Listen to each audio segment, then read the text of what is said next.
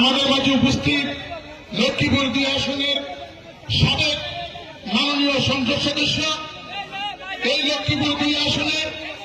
বাংলাদেশের মাটি ও মানুষের নেত্রী, দেশনেত্রী বেগম খালেদা জিয়া, বাংলাদেশের আগামী রাষ্ট্রের মুকুটুম সম্রাট তারুণ্যের অহংকার তারেক রহমানের আস্থাভাজন, বাংলাদেশের সাবেক 3 সংসদ সদস্য, আমাদের রাজনৈতিক অভিভাবক,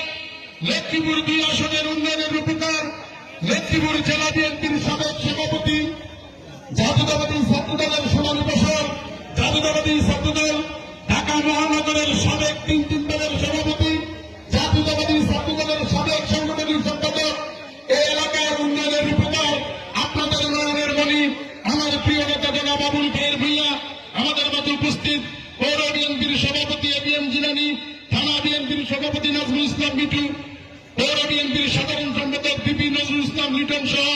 বিএনপি যুবদল, ছাত্রদল, স্বেচ্ছাসেবক দল, শ্রমিক দল, কৃষক দল, মৎস্যজীবী দল, মহিলা দল এবং আমার মা বোনেরা সবাই যারা এখানে উপস্থিত আছেন,